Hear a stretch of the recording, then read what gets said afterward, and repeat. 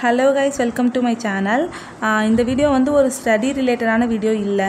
இந்த வீடியோ யாருக்காகனா, இப்போ தான் டிஎன்பிஎஸ்சிக்கு வந்து ஃப்ரெஷராக வந்திருப்பாங்க. அவர் வந்து டிஎன்பிஎஸ்சியில் ஆல்ரெடி படிச்சுட்டே இருப்பாங்க. ஆனால் வந்து கொஞ்சம் ஸ்டேபிளாக வந்து மைண்ட் இருக்காது. அந்த மாதிரி இருக்கவங்களுக்காக தான் இந்த வீடியோ வந்து நான் மேக் பண்ணியிருக்கேன். அவங்களுக்காக ஒரு மோட்டிவேஷனாகவும் இந்த வீடியோ இருக்கும். அண்ட் தென் வந்து கிளாரிட்டியும் கிடைக்கும் அப்படின்னு நம்புகிறேன். அதுக்காக இந்த வீடியோ மேக் பண்ணியிருக்கேன். அதனால் வீடியோ வந்து ஃபுல்லாக பாருங்கள். நம்ம சேனல் வந்து சப்ஸ்கிரைப் பண்ணாதவங்க சப்ஸ்கிரைப் பண்ணிக்கோங்க. அண்ட் தென் லைக்கும் பண்ணிக்கோங்க. இப்போ வீடியோக்குள்ளே போகலாம். ஃபஸ்ட்டு வந்து நான் சொல்கிற இந்த 2 பாயிண்ட்டும் வந்து உங்களுக்கு தோணியிருக்கா அப்படின்னு சொல்லிட்டு கமெண்ட்டில் சொல்லுங்கள். ஃபஸ்ட்டு என்னென்னா, ஆல்ரெடி வந்து டிஎன்பிஎஸ்சி ஃபீல்டில் வந்து எவ்வளவோ பேர் இருக்காங்க, லேக்ஸ் கணக்கில் இருக்காங்க. அவங்களாம் வந்து ஒரு 3 to 4 இயர்ஸ் வந்து படிச்சுட்ருப்பாங்க. நம்ம இப்போ தான் ஸ்டார்ட் பண்ணியிருக்கோம், நம்மளால் சக்ஸஸ் பண்ண முடியுமா அப்படின்னு சொல்லிட்டு உங்களுக்கு தோணியிருக்கான்னு சொல்லுங்கள். அண்ட் தென் வந்து நம்ம லைஃப்பில் வந்து மேக்ஸிமம் டைம் வந்து டிஎன்பிஎஸ்சி ப்ரிப்ரேஷனுக்காகவே வந்து ஸ்பெண்ட் பண்ணுறோம். இது வந்து வேஸ்ட்டாக போயிடுமோ, நம்மளால் சக்ஸஸ் பண்ண முடியுமா முடியாதா அப்படிங்கிற தாட்ஸ் வந்து வந்திருக்கான்னு சொல்லுங்கள். இது ரெண்டுமே எனக்கும் அடிக்கடி வந்திருக்கு. அதை எப்படி வந்து நம்ம சால்வ் பண்ணி நம்ம மைண்டை வந்து ஃபிக்ஸ் பண்ணுறது அப்படின்னு சொல்லிட்டு பார்க்கலாம். இப்போ தான் வந்து நான் ஸ்டார்ட் பண்ண போகிறேன். இன்னும் ஒரு 120 days தான் இருக்குது Group 4க்கு. இப்போ தான் நான் ஸ்டார்ட் பண்ண போகிறேன், என்னால் முடியுமா அப்படிங்கிற கொஷின் தான் வந்து எல்லாத்துக்குமே தோணும். ஏன்னா வந்து நிறையா பேர் வந்து நிறையா வீடியோஸ் கமெண்ட்லலாம் அப்படி தான் சொல்கிறீங்க. ஆனால் வந்து கண்டிப்பாக வந்து நம்ம ஹார்ட் ஒர்க் தான் வந்து பெஸ்ட்டு சொல்யூஷன். இப்போ வந்து உங்களுக்கு ஒரு ஃபியர் இருக்கும், இப்போ தான் நம்ம என்டர் ஆகிறோம், நம்மளால் வந்து முடியுமா முடியாதா அப்படின்னு சொல்லிட்டு. என்னை பொறுத்த வரைக்கும் இந்த 2025ங்கிறது ஒரு கிஃப்டட் இயர் தான். நான் ஆல்ரெடி நிறையா வீடியோஸ்லேயும் சொல்லியிருப்பேன். ஏன்னா வந்து நமக்கு லைனாக எக்ஸாம்ஸ் வந்து கண்டினியூவாக வந்துகிட்டே இருக்குது. அதனால் வந்து இப்போ வந்து நீங்கள் வந்து நான் வந்து கவர்மெண்ட் ஜாப் தான் போவேன், டிஎன்பிஎஸ்சி தான் ப்ரிப்பேர் பண்ணுவேன் அப்படின்னு நினச்சிங்கன்னா நீங்கள் கண்டிப்பாக ஸ்டார்ட் பண்ணிடுங்க. இப்போ இன்னும் கம்மி டேஸ் தான் இருக்குது, அப்போல்லாம் ஃபீல் பண்ணாதீங்க.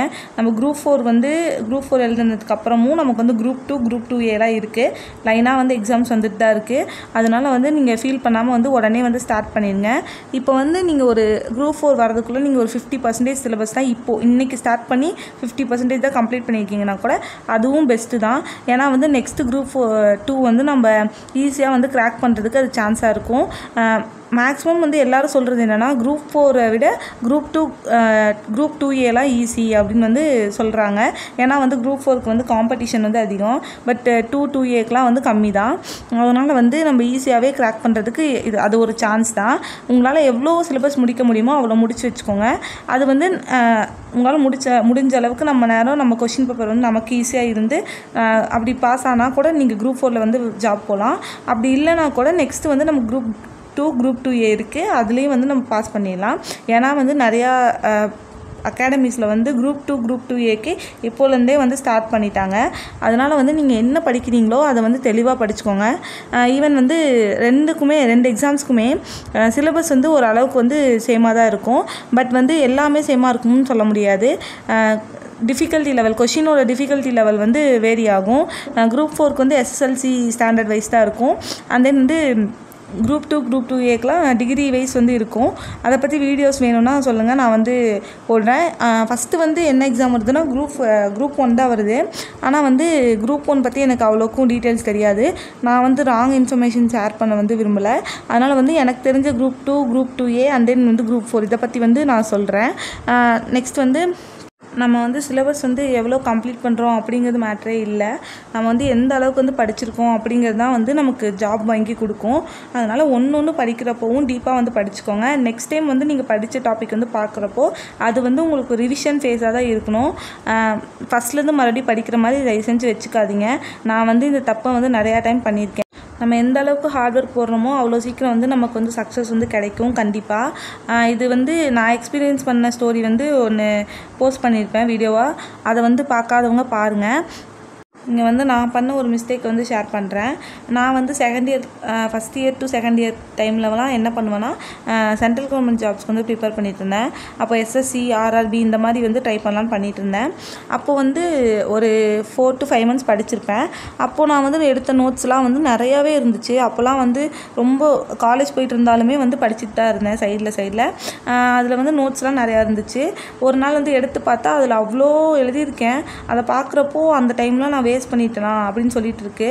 ஏன்னா அது பாதியிலேயே நான் ட்ராப் பண்ணிட்டேன். என்னால் அப்புறம் முடியல, அதனால் வந்து ட்ராப் பண்ணிட்டேன். இப்போ வந்து அதை நினச்சா தான் கஷ்டமாக இருக்குது. அப்போல்லாம் வந்து அவ்வளோ கஷ்டப்பட்டு எடுத்துகிட்டு இருந்தேன் நோட்ஸ்லாம். இப்போ அதெல்லாம் வேஸ்ட்டு அப்படின்ட்டு. பட் வந்து அதுவும் எனக்கு வந்து ஒரு இடத்துல வந்து யூஸ் ஆச்சு தான். ஏன்னா வந்து ரீசனிங் வந்து இப்போது நமக்கு டிஎன்பிஎஸ்சி லீவ் இருக்குது, அதுக்கெலாம் வந்து எனக்கு யூஸ் ஆகும். ரீசனிங் அப்போல்லாம் நான் நல்லாவே படித்தேன், எனக்கு ரொம்ப பிடிச்ச சப்ஜெக்ட்டும் கூட அது. அதனால் நல்லா படித்தேன், அது இப்போ யூஸ் ஆகுது. அதனால் நம்ம என்றைக்கு நம்ம ஒரு ஹார்ட் ஒர்க் போட்டாலுமே அது வந்து எப்பயுமே வேஸ்ட் ஆகாது. படிப்பை நம்பி நம்ம கொடுக்குற டைம்லாம் வந்து வேஸ்ட் கிடையாது, அது ஒரு இன்வெஸ்ட்மெண்ட் தான். அந்த மாதிரி வந்து நினச்சிக்கோங்க. நீங்கள் வந்து கண்டிப்பாக வந்து தொடர்ந்து உங்களோட ஹார்ட் ஒர்க் வந்து போட்டே இருங்க. என்றைக்காச்சும் ஒரு நாள் சக்ஸஸ் கிடைக்கும். நம்ம எந்த அளவுக்கு ஹார்ட் ஒர்க் போடுறோமோ அவ்வளோ சீக்கிரம் வந்து நமக்கு ஈஸியாக வந்து சக்ஸஸ் வந்து கிடைக்கும் அப்படின்னு நினச்சிக்கோங்க.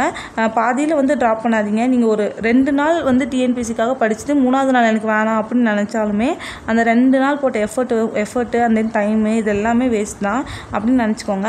நல்லா ஹார்ட் ஒர்க் பண்ணுங்கள், கண்டிப்பாக வந்து நமக்கு சக்ஸஸ் கிடைக்கும். அண்ட் தென் அவ்வளோதான் இந்த வீடியோ. இந்த வீடியோ பிடிச்சிருந்தால் லைக் பண்ணிக்கோங்க.